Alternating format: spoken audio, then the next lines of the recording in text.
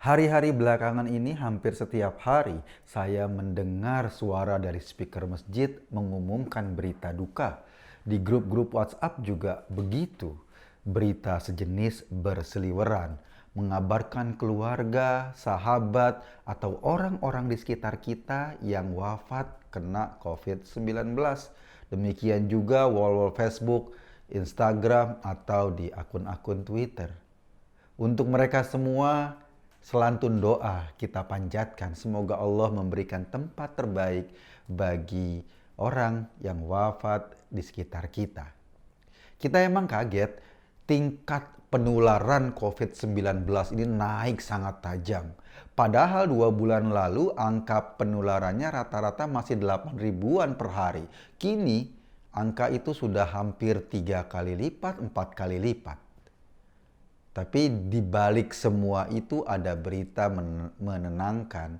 Biasanya ya, pergerakan kurva yang naik secara eksponensial dan cepat, turunnya juga akan cepat. Istilahnya fast grow, decay fast. Mirip grafik pengantin baru, cepat naik, cepat juga letoynya.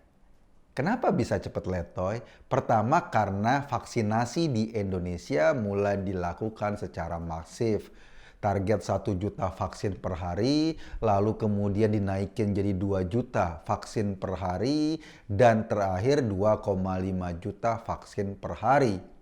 Jika angka ini tercapai, pada bulan Oktober nanti kayaknya kita sudah bisa bernafas sedikit lega.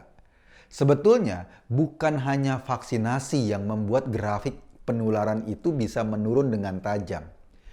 Rambatan virus juga membantu terbentuknya imunitas masyarakat. Teorinya begini, ketika kasus melonjak, gelombang virus menyebarkan percikan-percikan kecil koloninya ke berbagai banyak orang, ke lebih banyak orang. Percikannya kecil-kecil aja, jumlah orang yang terpercik ini pasti jauh lebih banyak dibanding mereka yang terregister sebagai kasus aktif. Bahkan lebih besar dari mereka yang kontak erat dengan pasien positif. Hanya saja percikannya itu paling sedikit dosisnya, paparannya nggak cukup besar. Nah, dengan percikan yang kecil inilah justru menjadi semacam antigen gratis atau vaksinasi alamiah. Jadi dengan kondisi seperti ini akan terbentuk herd immunity di sekitar perlintasan virus.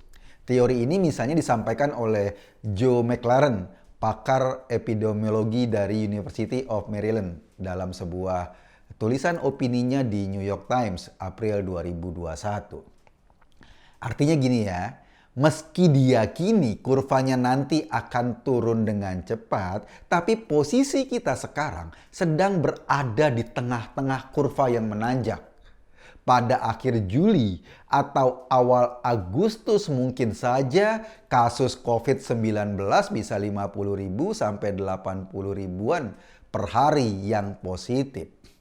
Nah, kalau kita kurvanya sudah menanjak kayak gini, jadi posisi ini atau suasana ini perlu dijadikan perhatian serius. Kalau kurvanya menanjak, bisa dipastikan kebutuhan pada ruangan rawat pasien dan isolasi mandiri akan meningkat drastis. Daerah-daerah juga harus menyiapkan atau mengantisipasi kemungkinan ini. Bukankah dananya udah disiapin dari pusat? Jadi kepala daerah tinggal komandoi anak buahnya untuk bekerja lebih sigap dan tidak menunggu kasusnya meledak dulu, tetapi disiapkan mulai sekarang. Jika masih ada kepala daerah yang ngeyel, sok jago, kayaknya pemerintah pusat perlu memberikan treatment yang keras. Jalankan aja politik anggaran. Misalnya dengan menurunkan tim asistensi untuk mendampingi daerah menangani COVID di wilayahnya. Budget dari pemerintah pusat arahkan ke tim ini. Jangan kasih kepala daerahnya yang ngeyel itu. Bantuan dan penambahan tenaga medis juga sangat dibutuhkan. Pasti dong. Bisa dipastikan kita akan kekurangan nakes kalau suasananya atau grafiknya makin menuju puncak. Jadi udah saatnya mahasiswa-mahasiswa kedokteran, mahasiswa bidang keperawatan, kesehatan lingkungan, atau kebidanan bisa diturunkan untuk menjadi relawan membantu dokter-dokter dan perawat-perawat profesional. Terus apa lagi? Ya, obat-obatan. Jangan biarkan orang mengambil kesempatan dengan menimbun obat-obatan yang diperlukan oleh pasien COVID-19. Kemarin aja ivermectin harganya dari mungkin sekitar puluhan ribu tiba-tiba naik bisa sampai ratusan ribu, berpuluh-puluh kali lipat. Padahal obat ini masih terus menjadi perdebatan efektivitasnya. Yang juga harus diperhatikan adalah operasi serius ke pabrik, distributor, pedagang obat besar sampai ke apotik. Jika ada yang nimbun atau menjualnya dengan harga selangit, tangkep. Ancam mereka dengan hukuman maksimal. Demikian juga dengan persediaan tabung oksigen atau alat medis lainnya. Jangan dibiarin ada orang atau kelompok orang memanfaatkan keterpepetan masyarakat ini untuk mendapat keuntungan ekonomi. Itu dari sisi bagaimana penanganan teknisnya di lapangan. Tetapi menjelang grafik puncak ini, yang juga perlu ditertibkan adalah gerombolan yang memanfaatkan situasi ini untuk kepentingan politiknya atau untuk menyebarkan rasa bencinya kepada pemerintah. Dai-dai asal jeplak yang membentur-benturkan suasana pandemi dengan sentimen agama kayaknya ini perlu ditangani secara serius juga. Untuk sementara, orang-orang seperti ini yang cocotnya sembarangan, ngomong sembarangan, kayaknya mulutnya perlu dikasih selongsong. Digembok selongsongnya, terus kuncinya dibuang ke kali hitam. Kita juga sebetulnya aneh sih. Bayangin ya, di tengah suasana PPKM seperti ini, grafiknya makin meningkat, pasien COVID-19 makin banyak. Somad misalnya malah protes dengan kebijakan penutupan rumah ibadah. Ditutupnya juga sementara. Emang sih, kalau kita perhatikan Somad ini cuma menang gantengnya doang. Omongannya seringkali nyebelin, sekaligus juga membahayakan bagi masyarakat atau bagi jemaahnya. Selain itu, politisi-politisi ngehe juga perlu dijewer kupingnya. Dalam alam demokrasi sebetulnya silakan saja mereka bermanuver, memainkan manuver-manuver politik. Tetapi dalam kondisi kayak gini kita nggak butuh manuver-manuveran lagi deh.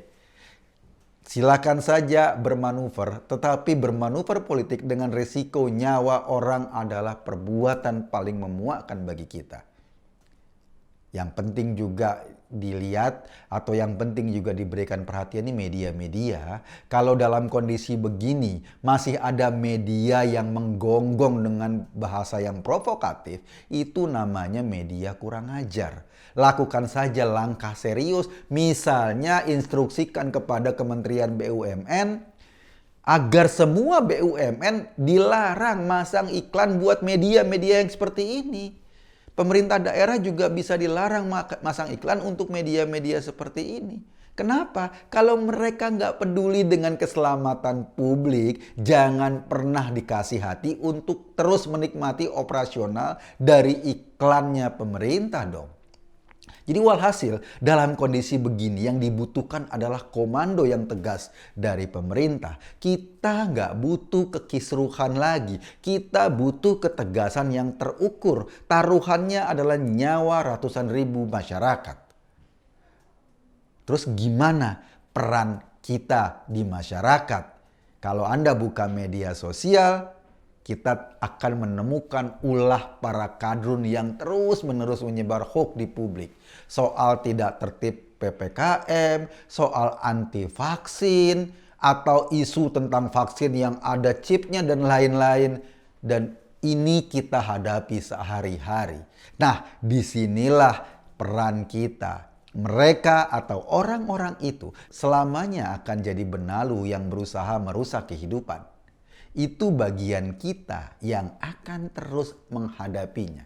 Kita hadapi mereka di media sosial, di grup-grup WhatsApp, atau dalam obrolan sehari-hari di masyarakat. Hadapi mereka dan jangan biarkan mereka menyebarkan droplet hoax dari jempol dan mulutnya. Dengan melawan mereka secara langsung berarti kita sedang membantu menyelamatkan ribuan nyawa manusia. Dengan membatasi penyebaran hoax mereka berarti kita sedang menyelamatkan ribuan nyawa tetangga-tetangga kita, termasuk nyawa keluarga kita sendiri. Jadi ini saatnya kita bergandengan tangan, bersatu. Tidak ada cara lain selain kita menghadapi suasana ini dengan tetap rasional dan hati yang dingin sambil terus-menerus menyebarkan informasi baik kepada masyarakat. Itu menurut saya yang paling penting. Saya hanya mengajak Anda berpikir. Kesimpulannya ya terserah Anda. Terima kasih.